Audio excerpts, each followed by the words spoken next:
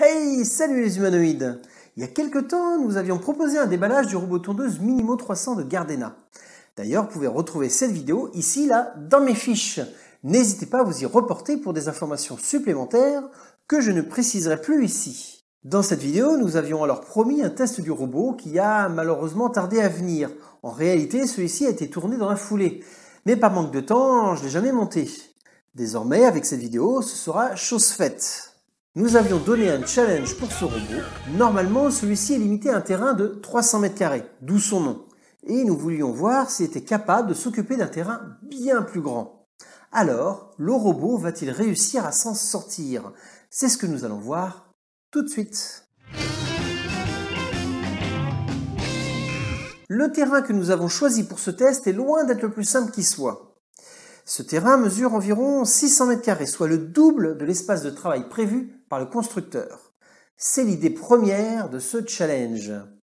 C'est un terrain complexe, il possède de nombreux obstacles comme des arbres aux racines proéminentes, des trous et des bosses. J'ai demandé au propriétaire du terrain de ne pas tondre pendant quelques semaines, alors que nous étions en phase d'amorce du printemps. L'herbe est donc relativement épaisse, avec des tiges dépassant allègrement les 10 cm. Comme la plupart des robots tondeuses du marché, le robot a besoin d'un fil périphérique, c'est-à-dire un fil qui limite le terrain à tondre. Il vous permettra également d'empêcher le robot d'aller raboter vos parterres de fleurs ou d'aller s'échouer sur des racines un peu trop proéminentes. Comme je le précise dans la vidéo de déballage, ce fil peut être enterré sous quelques centimètres de terre, ce qui peut éviter que le robot ne coupe lui-même ce fil pendant son travail. Mais dans le cadre de ce test, nous avons tenté ce qui est proposé directement par le fabricant. Le fil est simplement posé à même le sol et maintenu par des piquets de fixation. Nous y gagnons d'ailleurs un temps fou face au travail immense si on devait l'enterrer tout autour du terrain, comme j'ai déjà fait lors de précédents tests. En plus du fil périphérique, nous devons également installer un fil de guidage à l'intérieur du terrain afin de guider le robot pour qu'il puisse retrouver sa base s'il est perdu ou qu'il doit urgemment retourner à sa base de recharge. Dans le cadre de notre test, nous n'avons pas pris de précaution avec les trous, les bosses ou n'importe quel obstacle. Nous n'avons donc pas délimité le terrain pour que le robot ne s'y aventure pas. Nous allons donc voir comment il gère tout cela avec un terrain brut de pommes. Oui, je suis vieux. Comme nous partons sur un terrain bien plus grand que celui prévu par le constructeur, nous manquons de fil pour tout finir. Il y en avait assez pour tout le fil périphérique, mais pas suffisamment pour le fil de guidage central. Heureusement, j'avais une bobine provenant d'un précédent robot de test. Nous avons donc complété avec celui-ci en utilisant un domino que nous avons étanchéifié pour rejoindre les deux câbles. Une fois que l'ensemble des fils était bien positionné, nous n'avions plus qu'à installer la base de recharge, y connecter tous les fils et câbles. En branchant la base, nous avons eu droit tout de suite à une lumière LED verte nous indiquant que tout le circuit était bien alimenté dès la première fois. Pas de perte de temps donc pour repérer quel branchement nous avions oublié ou quelle erreur nous avions faite. On va dire que je commence à maîtriser ce type d'appareil avec tous les tests de robots tondeuses que j'ai fait depuis près de 15 ans. Une fois le robot chargé, il n'y a plus qu'à le tester. Je rappelle que le robot est muni d'un jeu de 3 lames de type lame de rasoir qui tourne à haute vitesse sous le robot. La hauteur est réglable depuis une application disponible sur smartphone grâce à une connexion Bluetooth. Vu la hauteur de l'herbe et le fait que les fils périphériques ne soient pas enterrés, nous avons préféré relever la hauteur de coupe au maximum. Voyons comment le robot s'en tire dans cette jungle haute. De prime abord, nous observons que le robot semble travailler relativement aisément et qu'il avance dans les herbes hautes, tout en laissant une trace de tonte sur son passage.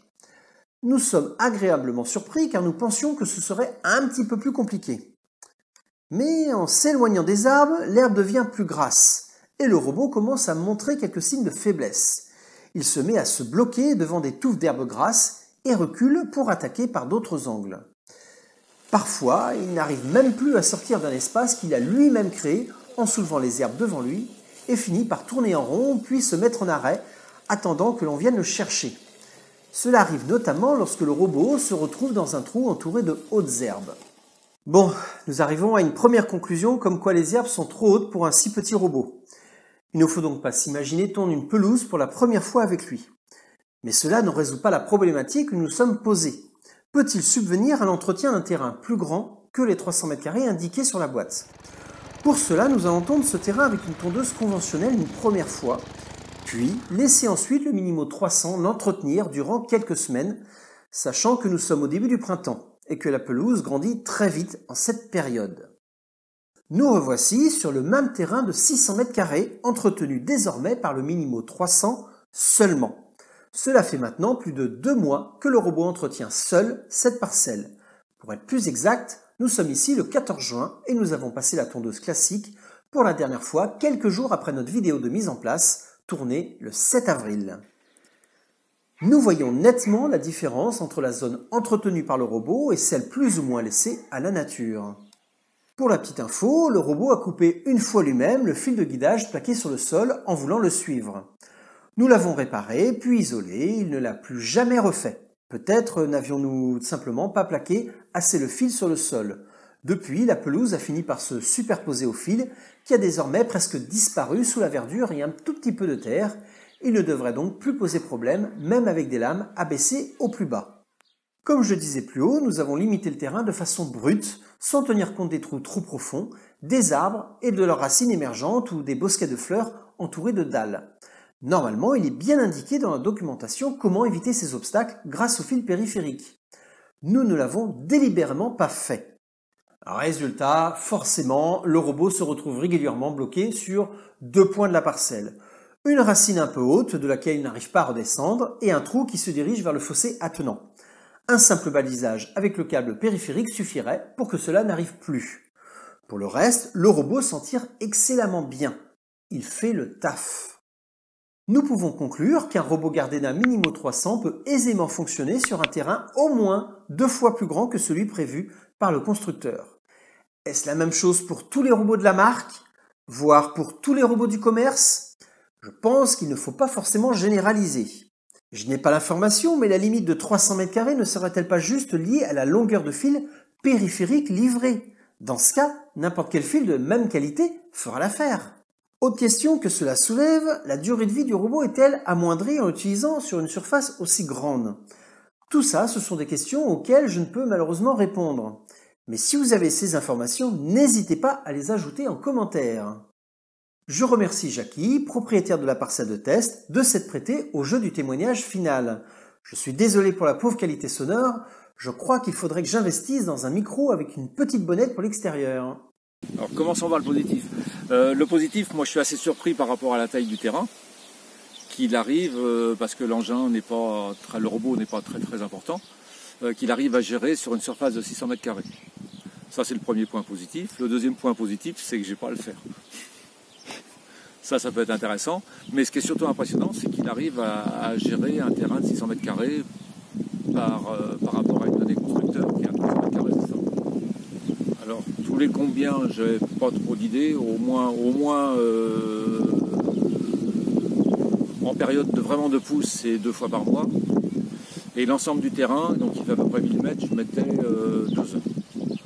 Donc là, on peut dire que sur le terrain de 600 m², il faut compter 1h15 en gros, quoi. Dans l'idée, oui, 1h15.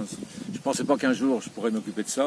La vision que j'avais, c'était... au début, j'ai trouvé ça marrant, et techniquement assez élaboré, parce que ça gère tout, ça rentre tout seul en charge. On le programme de telle heure à telle heure, et c'est régulier, ça fonctionne très bien. Ouais. Non, assez surpris du fonctionnement du robot. Ouais. Après, c'est vrai que sur un terrain assez accidenté avec des arbres, il faut peut-être prendre d'autres dispositions techniques au niveau du fil pour bien gérer son passage, pour qu'il ne reste pas coincé, quoi. Alors les points négatifs, moi j'ai pas trop de points négatifs à dire, puisqu'il y a juste le fait où ça peut rester par rapport à la taille du Gardena, c'est peut-être qu'il reste coincé par le relief de certains endroits du terrain. Les trous, les arbres qu'on a derrière nous, mais là il fallait prendre des dispositions pour passer avec le fil pour pas qu'il rencontre ces problèmes-là. Et puis quand on a un terrain en pente, il faut, par rapport à la proximité du fossé, il faut laisser une garde suffisante. Autrement, s'il est trop pentu, il n'arrive plus à se gérer pour remonter, en fait. Mais non, mais il y a que du positif, hein, c'est très bien. Ouais. Après, par rapport à la taille du terrain, il faudrait certainement un appareil plus important. Mais après, c'est vrai qu'au niveau coût, c'est beaucoup plus élevé. Il se bloque pratiquement tous les jours. Ouais. Il se bloque pratiquement tous les jours. Donc en fait, il y aurait quand même Un petit travail à faire pour... Ah bah, oui, il y a un travail d'aménagement à faire. Oui. Ouais. Oui, oui. Et là, il se bloquait donc, dans le partie droite du terrain. J'ai pas compris pourquoi. Parce que là, il n'y a pas d'obstacle et il est arrêté. Et c'est plusieurs fois, il s'est arrêté plusieurs fois. Là. Il s'est arrêté plusieurs fois comme ça. Ouais. Je me dis là, peut-être marre. Je sais pas. Alors tous les autres blocages sont dus à des obstacles. Voilà. Ouais. Du style une racine qui sort. Une racine, un trou, les branches jamais vues. Ouais. Mais il se bloque régulièrement par rapport à un obstacle. Mais là, il s'est bloqué 2-3 fois. J'ai pas compris. Ouais. J'ai pas compris. Ok. Je voulais te montrer justement pourquoi il se bloque là en fait. Donc j'ai pas compris. Je lui ai demandé de redémarrer, hein, mais il m'a pas écouté. Je l'ai fait redémarrer. Il faut tondre. Tondre une première fois. Je l'avais lu une fois, hein, je l'ai lu, qu'il faut tondre. Ou alors il passe toute l'année, mais pour la première installation, il faut tondre. Quoi, parce que là, avec la hauteur de coupe qu'il y avait 10 cm d'herbe, c'était pas possible. Mais là, je suis assez surpris du résultat qu'il arrive à passer partout. En fait. Ouais. J'aurais bien voulu installer une caméra pour redessiner sa trajectoire journalière. En fait. Ouais. Non, mais justement, j'aurais voulu voir sa manière aléatoire où il passait en fait, sur une journée où il passe en fait. Ouais. Parce que je me dis, sur une journée, il ne peut pas passer partout. Je pense pas qu'il passe partout sur une journée. Parce que ça, après, ça dépend des obstacles. Parce que, voilà, mais j'aurais bien voulu voir comment il faisait. Ouais. Ça m'aurait intéressé. Tu vois d'autres questions, Véro? Attention au champ de la caméra. Hein. De quoi? Tu vois d'autres questions? Tu fais la gueule, tu t'en vas? On va chercher Nono. Bah oui, parce que j'avais déterminé les heures, si tu veux. Oui, pour ça. Oui. Ouais. Oui, si. Ouais, tu utilises l'application. Ouais. L'autre fois, elle voulait pas se mettre en route, par contre. Ouais. Je comprenais pas. Alors, c'est peut-être par rapport à la 4G. Hein. Oui. Ouais, mais là, c'est en Bluetooth, hein, c'est ça. Hein. C'est en Bluetooth, oui. Ouais. Mais l'autre jour, elle se mettait pas en route. Ouais. Je sais plus, il faudrait que je te remonte ce qu'il me mettait. Ouais. Oui, j'ai nettoyé. Ouais. J'avais nettoyé au jet. Oui. Au jet d'eau? Oui, mais là, je pensais mettre un coup de brosse avant que tu viennes l'enregistrer. Je vais mettre un coup de brosse avec de l'eau qui retrouve son aspect du neuf. Après, je pense qu'il faut avoir des jeux de lame. Il faut changer les jeux de lame. Après, je m'étais posé la question pour la hauteur de coupe. Je ne sais pas si ça serait pas pénalisant de mettre une hauteur de coupe plus basse en fait. Par rapport, tu vois, au relief du terrain où il y a des trous, je me disais si on met plus bas, il va certainement rester bloqué plus souvent. Parce que là, c'est très satisfaisant, hein, c'est nickel. Oui. Ouais. Le robot a coupé le fil là-bas. Ouais. Mais il y avait c'est de ma faute, hein, parce qu'on aurait dû mettre un petit piquet. Voilà. Le fil, c'était par rapport à une descente de terrain où le câble était à 1 cm, 1 cm et demi au-dessus du. Voilà. Il est complètement. En partie, il est plus visible. Ouais. Donc en fait, ça aurait pas servi à grand chose de l'enterrer. Oui, je vois pas. L'enterrer, non. Non, s'il faut mettre des piquets souvent. Ouais. Les petits piquets. Pour plaquer, là. Oui, pour plaquer bien au sol. Il y a des endroits où il faudrait peut-être en mettre d'autres, mais non, en généralité, on ne le voit plus. Ouais. Non. Ben, je me revois rotondre, oui, sans problème. Ouais. Puisque physiquement, ça va. Après, dans 30 ans, oui, ça sera 99. Ouais. Tu ne voudrais pas que tu te manquerais, ça te ferait rien de revenir à la tondeuse La tondeuse, là? Non, ça me ferait rien, si tu veux. Oui, c'est pas une grande... Non, ça me ferait rien de revenir à la tondeuse. Ouais. Mais je trouve ça très agréable de ne pas le faire. Hein.